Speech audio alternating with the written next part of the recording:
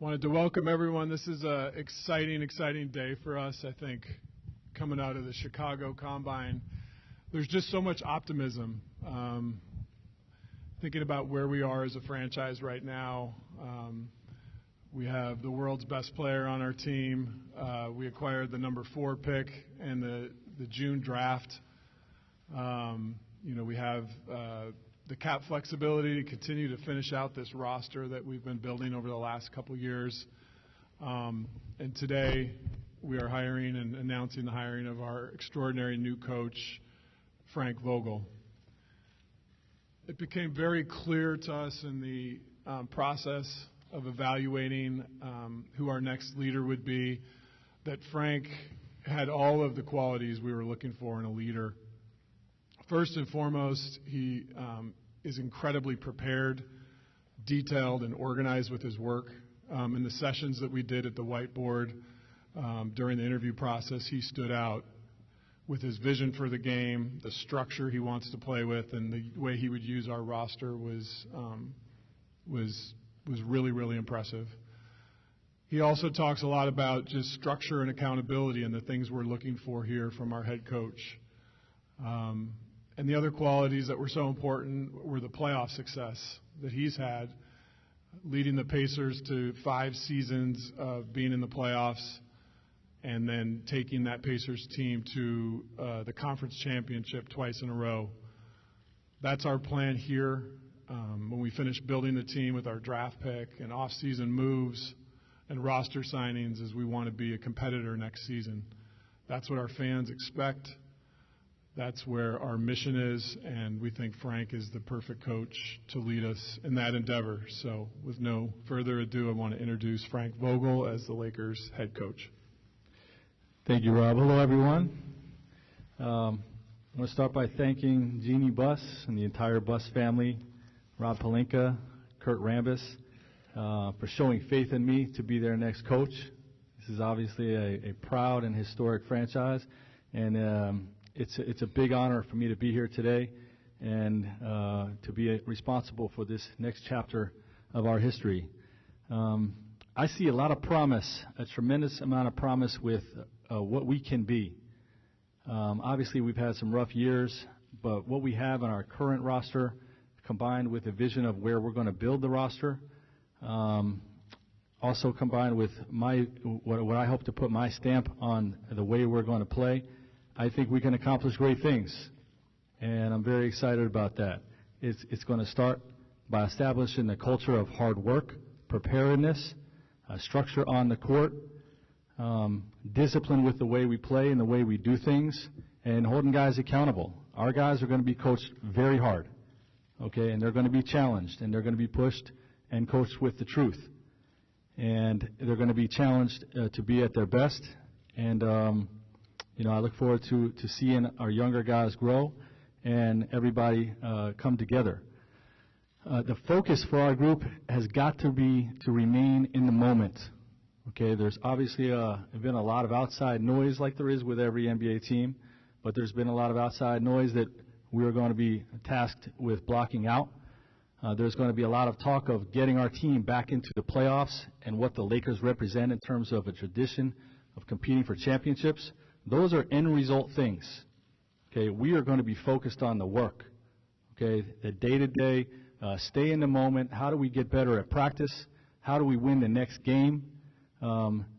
Focus on the task at hand. Okay, and then those accolades, those achievements, those results, they will come. Okay, we need to build togetherness with our organization. Okay, and I don't just mean with the 15 guys or 17 guys that are going to be in uniform or in that locker room. Okay, I'm talking about organizational togetherness, all right, starting with ownership to the front office, to the coaching staff, the players, the trainers, the business side. Okay, we are all going to be pulling in the same direction, okay, and this is something that I've always preached as a head coach, because you can accomplish amazing things, okay, if everybody is together. When that happens with the way we do things from day to day, that stuff translates to the court, okay, and how we play. And playing a together brand of basketball, okay, will also be emphasized on a daily basis. Okay, we're going to be unselfish. We're going to play by trusting the pass, creating for others with the basketball, defensively, communicating, talking to each other, and covering for each other, working together. Okay, it starts organizationally wide, translates onto the basketball court, and I've seen it when it happens. Okay, you win big. Okay, and that's going to be a big part of what we're trying to accomplish here. We have a strong plan about how we're going to get this job done. Okay, starting with Rob's plan for how he's going to continue to build the roster, how we're going to continue to grow the roster. But I got a strong plan with how we're going to play as a basketball team. And I'm really, really excited about the chance to instill my beliefs of how it's going to look offensively. Like I said, playing for each other, having an analytics-based approach to playing the game outside in, using the three-point line and the space that creates to open up a really strong basket-attacking team. Okay, and then defensively, building the defense from the inside out. Okay, with all the talk of the three-point line, okay, it's still most important to build your defense inside to out. The basket is still the top priority. The paint is still the top priority. Okay, and then we will spray out and guard the three-point line. Okay, the plan is exciting. We're excited about it. And with that said, I will open it up to questions. Frank, Coach at Jim Hill, Channel 2 News here. First of all, congratulations and welcome. Thank you. I know you've known about the Lakers for a long time. How surprised are you to be sitting here today when you knew there were others who wanted that position? And how emotional today is this for you and your family? Well, it's very emotional and exciting. I'm not going to lie. It's pretty cool to be up here right now. It's pretty cool. And the opportunity not only to be part of this historic franchise is amazing, but where we're at as an organization, okay, with the young talent we have, with LeBron James on our team, okay, and the cap space flexibility of what we can be, like that's the most exciting part. My family is thrilled. We visited L.A. last year, just per chance, to vacation, and we fell in love with the area. You know, it's just we left just thinking, man, that was like the best vacation ever. This is an amazing place to be, and for us to have the opportunity now to move here and live here and be part of everything I talked about with the Lakers organization, very exciting. Hey, Coach, you just referred to the way that you see the game and the way that you want to play offensively and defensively. Going back to Indiana, then Orlando, and even last year, how much of that has evolved and how much of that is just a part of your core beliefs of the way to play basketball? There has been a major evolution in stylistically how I want to play the game, and it's about the evolution of the league. You know, the whole league has changed, you know, with the three-point shot and the amount of switching that occurs and is necessary to occur on some level. I do believe it's overdone on some level. But the 2 years in Orlando, while we were developing the young talent, and it was a rebuild situation, turned it into a little bit of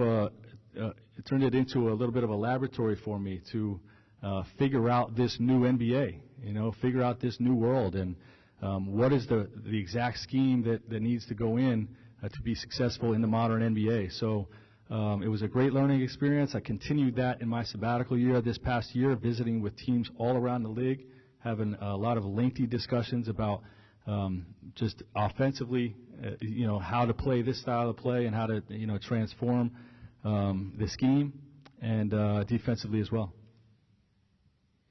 Rob, Magic Johnson did an interview this morning in which he said that he felt like you betrayed him when you guys were working together. What was your reaction to him saying that, and do you believe that's a fair assessment of your relationship? I think the most important thing for me is the 2 years of getting to work side by side with Irvin are some of the greatest memories I have in sports and work. He's an unbelievable person to work with. He fills the room with joy and vision.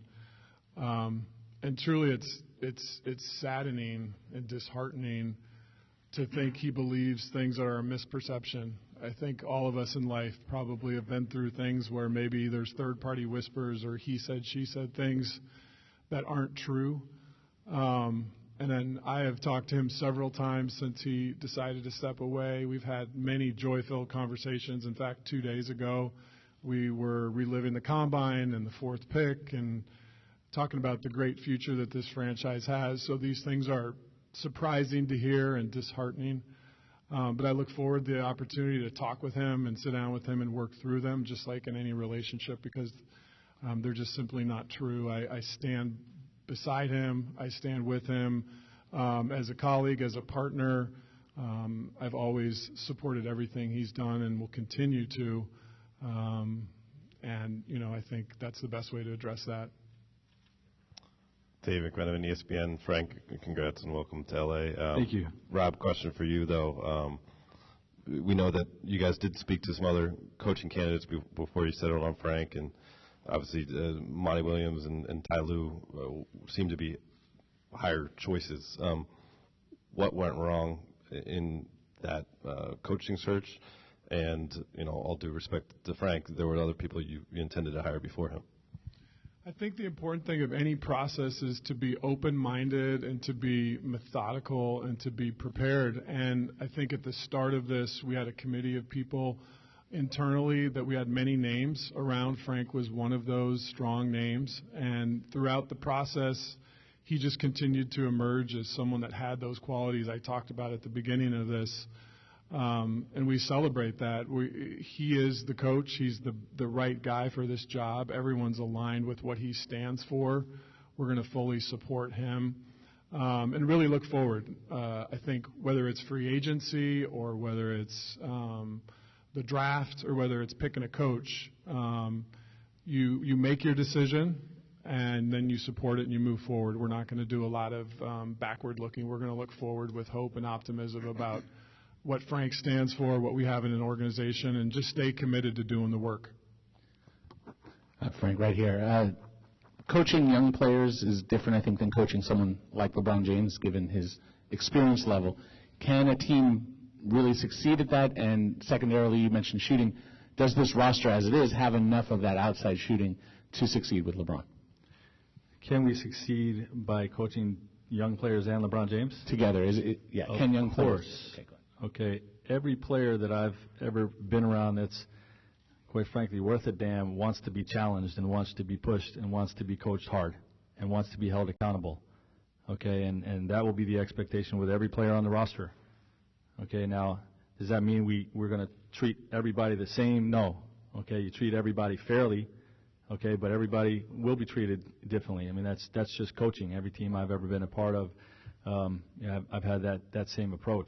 Okay, but the bottom line is they will be pushed and they will be coached hard and with the truth. Okay, in terms of your shooting question, I think we can get there both by developing from within, improving the shooters that we have. There will be a lot of work put into the gym and into training camp and throughout the season. Okay, nobody gets the job done at this level without developing your own players first. Okay, and then obviously with free agency and other moves that Rob can make, we'll address that to try to add some shooting. Hi, Frank. Hi, Rob. Liz Habib from KTTV Fox in Los Angeles. How you doing, guys? Frank, can you tell me, have you talked to LeBron before, during, or after the process being chosen as head coach? And can you tell me about those conversations if you have? I have spoken to him after I was hired, not before. And, the nature of that conversation, and you'll learn about me, most of my conversations with our players will remain private, but I will say that it was very positive. There's an excitement about what we can be and what we can accomplish, and that I'm looking forward to getting started with them. Hey, Rob. Can you please explain the front office structure and whether it is going to change going forward, whether that is somebody above, beneath you? And then can you also explain Kurt Rambis's role? Do you report to him or vice versa? Yeah, so we can be very clear on that. Jeannie's vision for the front office is a couple years ago she created a position that didn't exist prior to Irvin coming on board, a president of basketball operations, and she is going to eliminate that position because it was created entirely for Magic, and no one can really replace what he does. So that would be that. And then two, in terms of our decision processes here, it's very clear and very simple.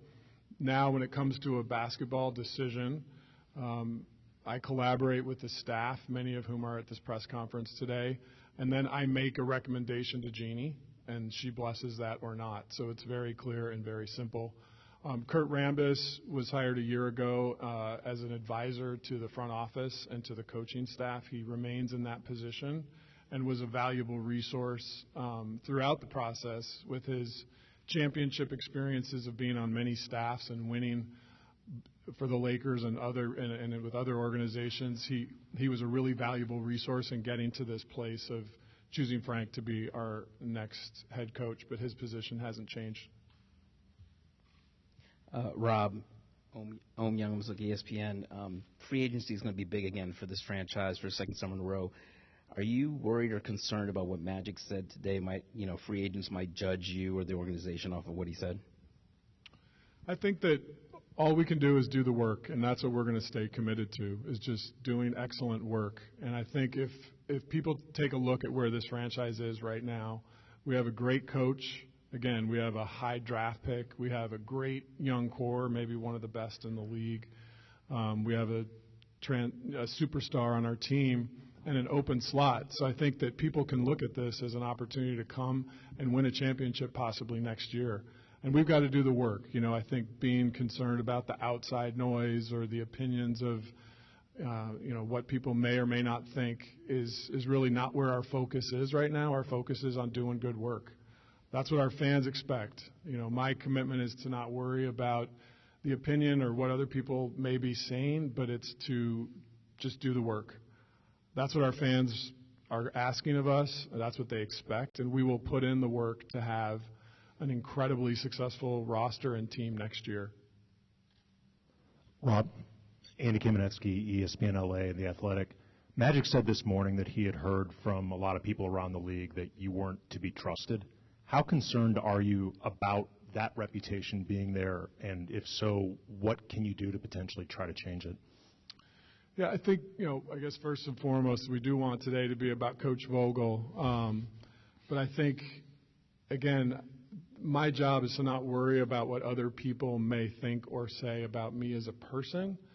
My job is to do the work on what's best for this franchise, and that's where my focus is. I think we all know in sports that when you're winning, great things are said. When a team loses, the naysayers and the negativity comes out. That's just the nature of this business.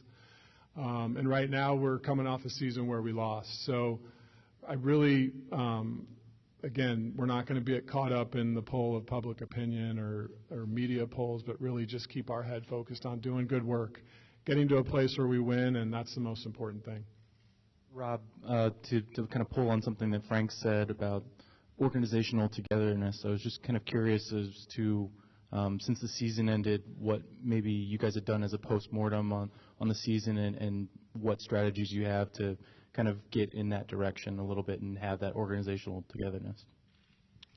I think it's all about collaboration. I think we saw that just at the draft combine with Jesse Buss, Joey Buss, Ryan West, our people that were there, Kurt Rambis, working together as a team to evaluate the decisions we have in front of us. We've got a critical decision with the fourth pick.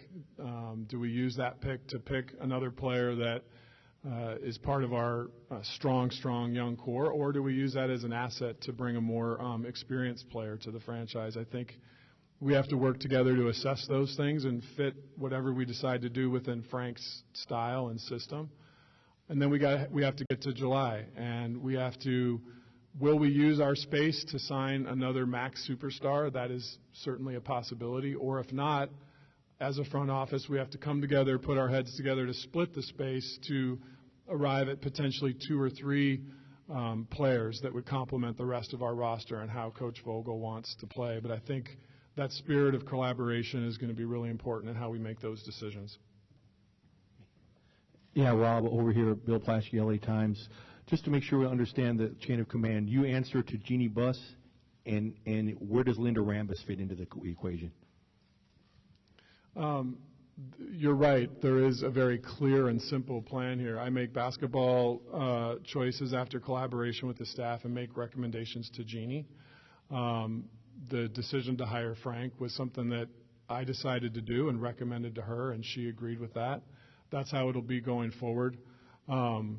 Linda Rambis is an incredibly trusted colleague and partner for all the employees at the Lakers. She's been here for decades. She has wisdom in how this business works, how this town operates, and the relationship capital and experience and knowledge base that she brings to the table is incredibly helpful to all of us. Rob, over here.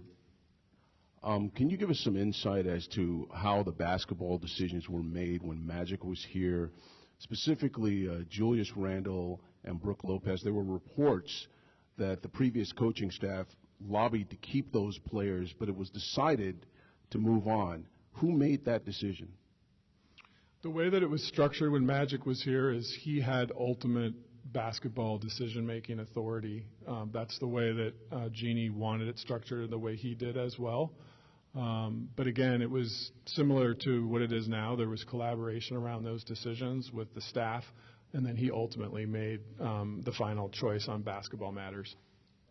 Are you worried, just to follow up, are you worried at all that the reports or the explosive interview that Magic Johnson did, that it creates this image of disarray around the organization? And what can you do to give confidence to potential free agents that there is some stability here?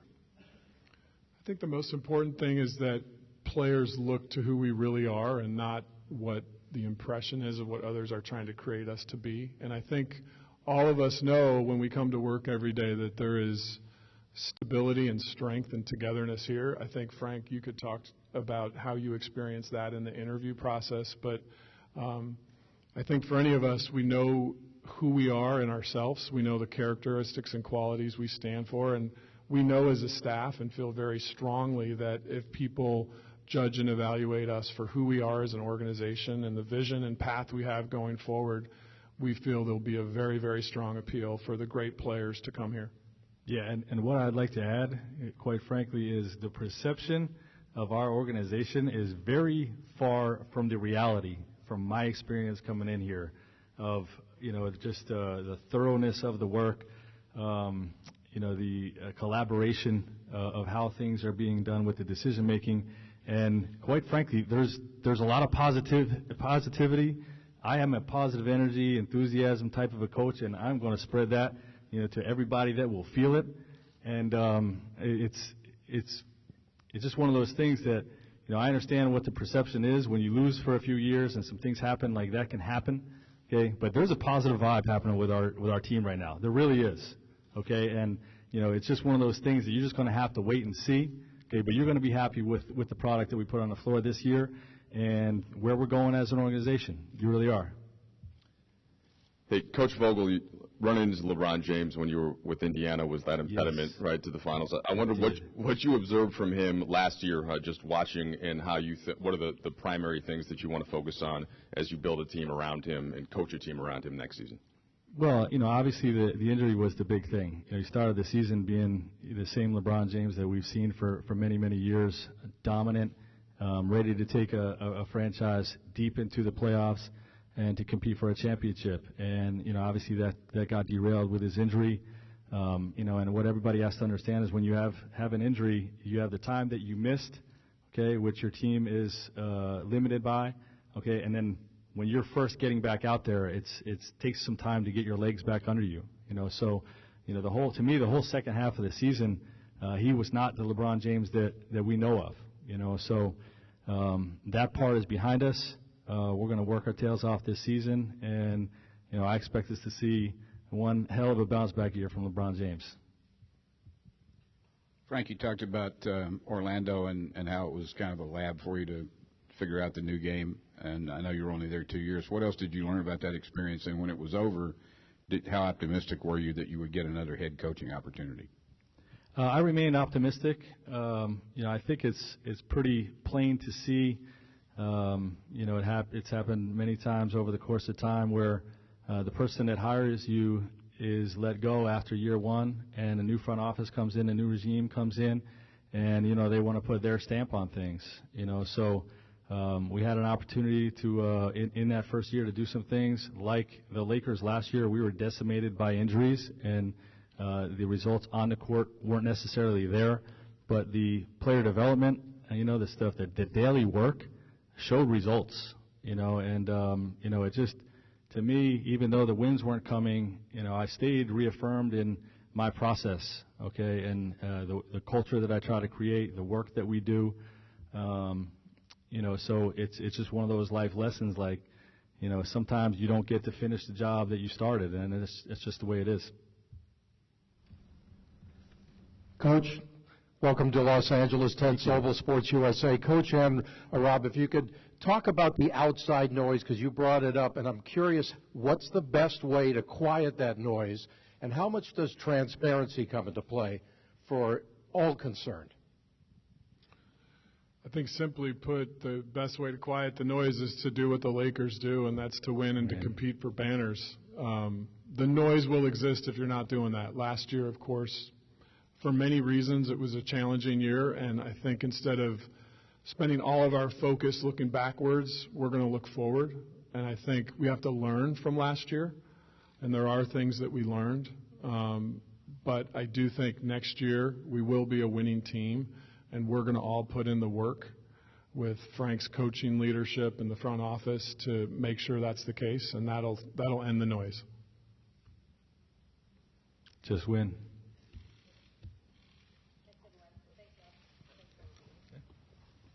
Thank you, everyone. Forward to seeing you down the road. Thanks.